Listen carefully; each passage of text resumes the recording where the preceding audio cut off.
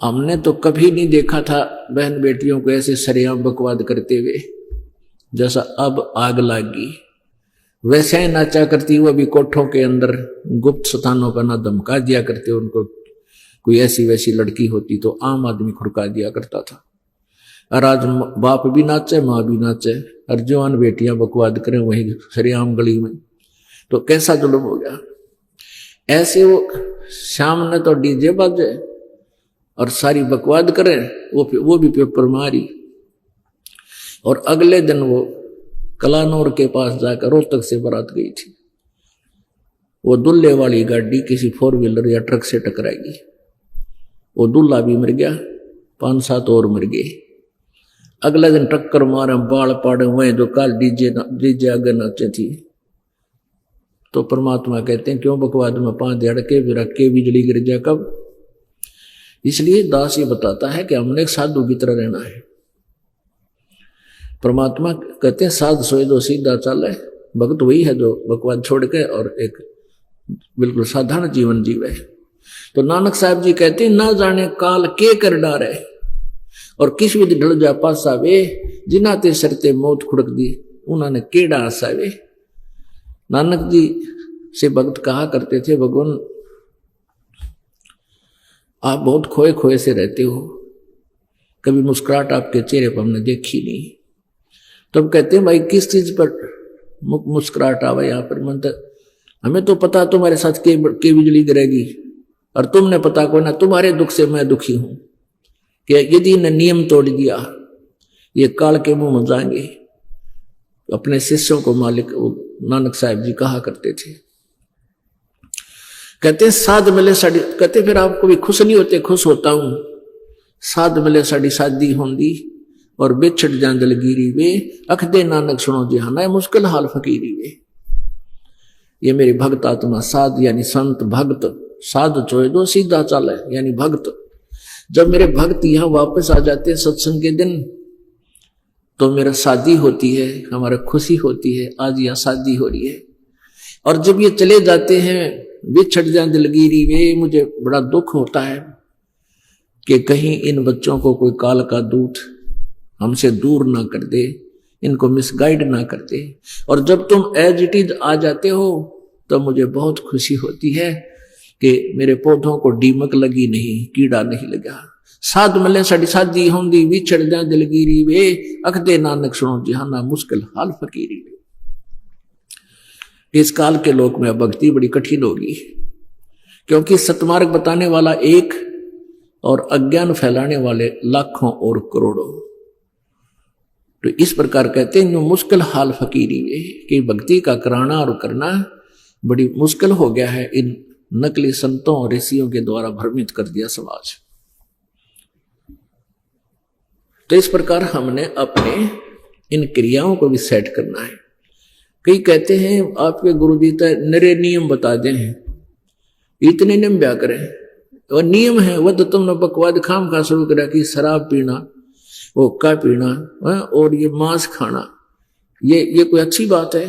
और फिर ये नाचना डांस करना है और ये और तरह की 100 बीमारियां ला ली अपने साथ में, कितना सीधे कितना पीड़िए। अपनी बेटी ने भगवान का सहारा दिला दो। राम रटत कन्या भली, राम रटत कन्या भली, साकट बलो न पूते। जैसे बकरी के गल में गल थना, जिसमें दूध न मूत। अपनी बेटी हमें वो बेटी हमारी अच्छी है, उस साकट बेटे थे पुण्यात्मा। उस समय जो परमात्मा 600 वर्ष पहले आए हुए थे और अभी भी इस तत्व ज्ञान से अपरिचित लोग बेटी से अधिक बेटे को महत्व देते हैं। यह हमारी ये भी एक काल का जाल है। और यहां तक अज्ञान फैला रखा है अज्ञानी ऋषि काल के दूतों संतों ब्राह्मणों ने। कहते हैं जिसका पुत्र ना हो ना उसकी तो गति नहीं हो सकती। गति पुत्र तो ना हो भाई, मंत्र तो होगी, भगवान की भक्ति से होगी। वो तो अपने पिंड भराण की खातिर, अपना कनागत कटवाण की खातिर प्रेरणा करते हैं, छोरा होगा तो तुमने श्राद्ध काटेगा, छोरी चली जाएगी, तुमने पूछा को ना कोई। लड़के और लड़की में कति अंतर नहीं मानना चाहिए। परमात्मा जो दे उसमें सब्र करे। या आग लागी थी थोड़े से दिन पहले, अब तो सरकार ने कुछ कानूनी सख्त सा बना दिया, और फिर भी अपने आप भी बुद्धिमान लोग हो गए, समझने लगे। नहीं तो इस दहेज के कारण, इस दहेज ने सी आग ला रखी थी कि बेटी 2-3 बेटी होगी और एक बेटी पर 2 लाख 3 लाख रुपये लगेंगे, और गरीब आदमी कैसे ब्याह होगा। अब ये आग हमने आप अपने पैर पर आपको अड़ाल मार रखा था, अब इसने हम बंद कराएंगे, आप पर सुखी हो गए, बेटी बूढ़िए को ना लगे। ये अपनी इस कुरीति ने बेटी दुश्मन बना दी, और बेटी के साथ धन नहीं, ये सत्कर मान लेगा। बेटा और बेटी खाना खा रहे हो और काम कह देते माता पिता, भाई वो काम करना था, बेटी तो रोटी छोड़ के चली जाएगी, और बेटा वो भी बैठा होगा ना बिना खाता हो, जब बिना होगा क्यों, कौन जानता क्यों, न्यू कान मारेगा। और बेटी रोटी छोड़ के चली जा, पहले तो अपने पिता के कुमावर, फिर आगे जाके अगला के कुमावर। तो कहने का भाव ये कि हमने अपनी इन अज्ञान सोच के आधार से जुल्म करना भी शुरू कर दिया, बेटी को गर्भ में मारने लग गई थी। तो ये भूल भूल के नहीं करना, महापाप के भागी हो जाओगे। परमात्मा जो देता है, बेटी 1 हो चाहे 2 हो चाहे 4 हो, कोई दिक्कत नहीं, बेटा हो मालिक देता है, कोई दिक्कत नहीं, अच्छी बात है। लेकिन उसी के पीछे नहीं पड़ जाना चाहिए, भाई बेटा को ना, बेटा को ना, या भूल है आपकी। तो इस तरह इस ज्ञान से आपको कंसेप्ट क्लियर हो जाएगा, आपकी आप पे रुचि नहीं बढ़ेगी। तो कहते हैं राम रटत कन्या भली और साकट भला न पूत।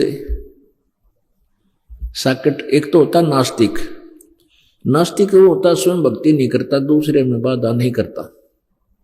और साकट वो होता जो खुद भी भक्ति नहीं करे, कोई करे तो उसके अधीन है कोई व्यक्ति, जैसे बेटा साकट हो गया।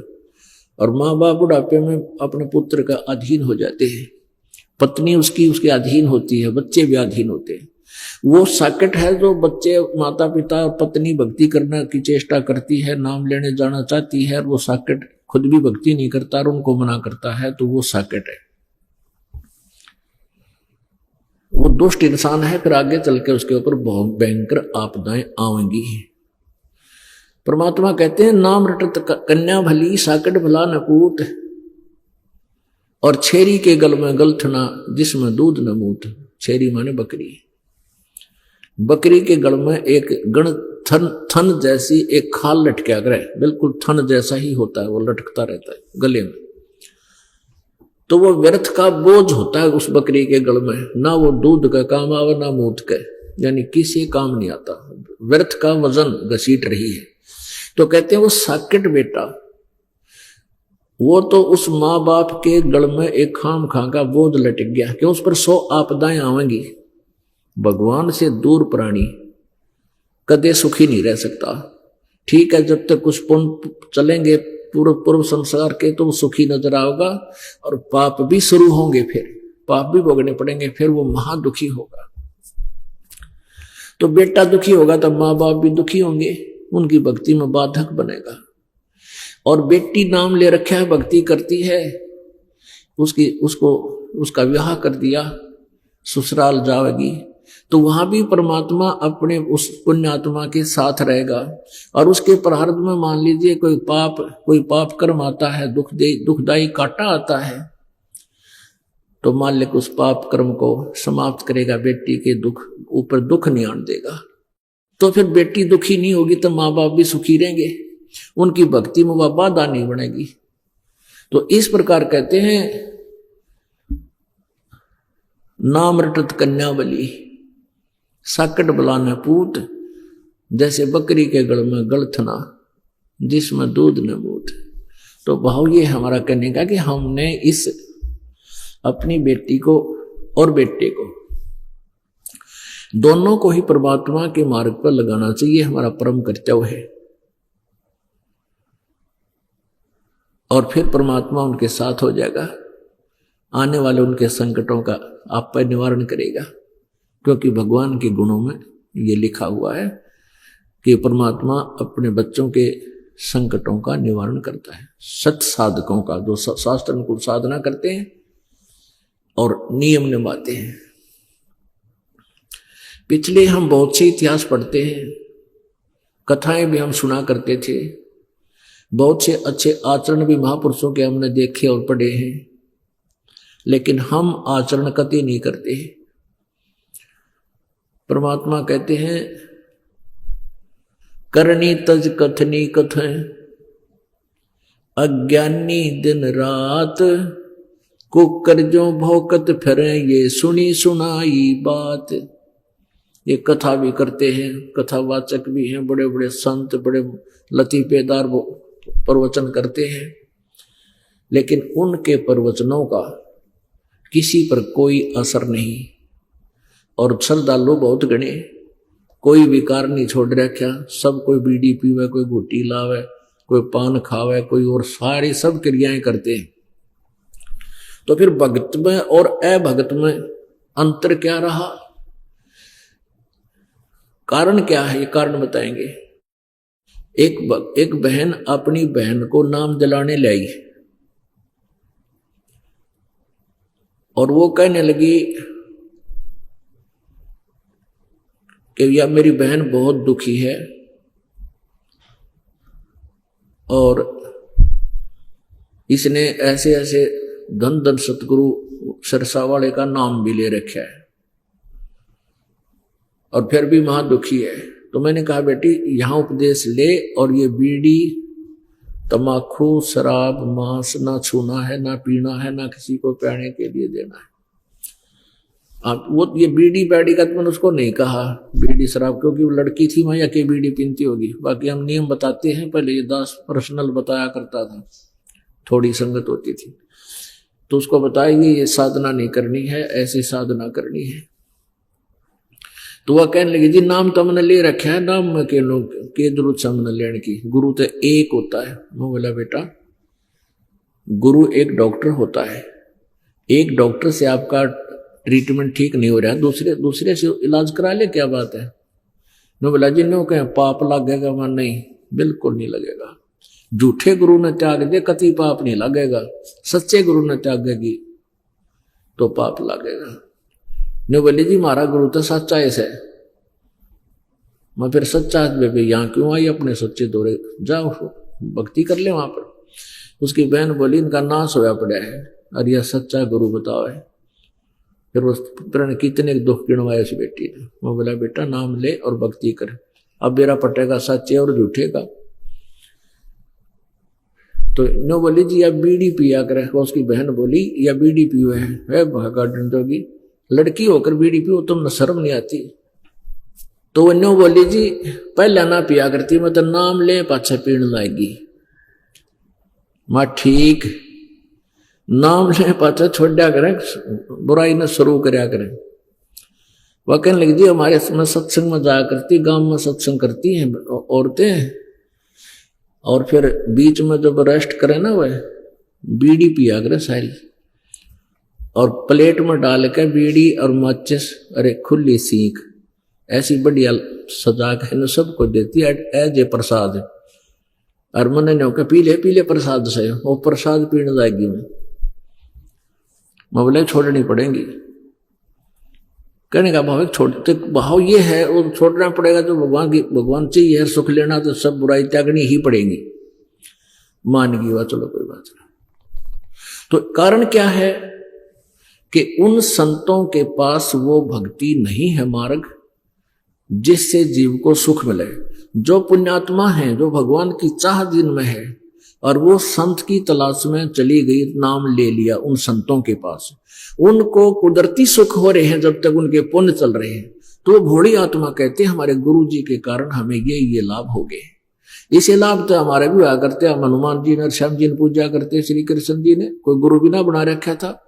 जैसे कक्षा में पास हुए तो अपने हमारे भगवान ने पास कर दिया, हनुमान जी ने पास कर दिया, श्री कृष्ण जी ने कर दिया, फिर नौकरी मिली, बाबा श्याम जी की दया होगी, यानी सारे का नाम लिख देते थे निकल, भाई पुत्र हो गया, बेटी होगी, इस तरह नौकरी मिली पास, तो वो सब ये तो हमारे भी हुआ करते, तो कति को गुरु ना बना रखा था। ये तो जब तक हमारे पूर्व जन्म के पुण्य चल रहे थे वो हमें परमात्मा दे रहा था, और जिन्होंने गुरु बना रखा उनके भी चल रहे थे, उनको भी हो रहे हैं। तो वो नहीं सोचे थे जब तक उनको सुख था तो हमने इस गुरु जी से लाभ हो रहा है। और फिर उनकी दुर्गति होनी शुरू हुई, वो गुरु जी वही गड्ढा था और सारी ब्रांड मैटी होगी। एक न्यू कहता है कि मेरे 2 लड़के थे, दोनों मर गए, हमने राधा स्वामी नाम दे रखे थे। और जब तक का एक बहन मिली हमारे को रोहतक में, इकलौता पुत्र था, 25 साल का होकर मर गया, राधा स्वामी का नाम ले रही।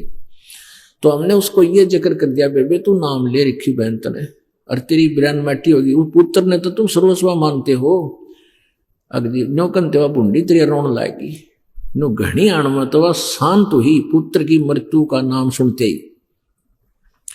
और फिर नो बोली अगली मेरे गुरुजी के बारे में कुछ ना कहो, ये तो मेरे भाग में था। फिर गुरुजी ने गाड़ेगी जो तेरे भाग में था, योग मर गया, फिर गुरुजी का सिर पर धरेगी, तू क्या करेगी गुरुजी का। यानी बहुत मुश्किल से समझाया, तो इतना बिगाड़ दिया इन लोगों ने काम। तो गुरुजी नहीं बदलना चाहिए। इतने श्रद्धालु वहां गए हुए हैं और उनको जब तक सुख चल रहे हैं तो वो औरों ने भी ले जाते हैं, देख हमारे ऐसे सुख हो गया, मैंने नौकरी मिल गई, फलान हो गया। और अब उनकी दुर्गति हो रही है, सारे की ब्रांड मैटी हो रही, वापस आने लाग रहे हैं बेचारे। अब रो रहे हैं कि मैंने 20 वर्ष खो दिए, मैंने 30 वर्ष खो दिए, कुछ भी लाभ नहीं हुआ, मैं उजड़ गया। कति मेरा 3 गाड़ी चलनी थी, आज एक भी कोई ना, रिक्शा भी नहीं, साइकिल भी नहीं रहा। कि जब तक उनके पुण्य चले तब तक वो सुखी नजर आए, और जब पाप कर्म का दौर चला वो पाप काटने के संत नहीं है। वो तो जैसा तुम्हारा प्रारब्ध मिल रहा है वो मिलता ही रहेगा।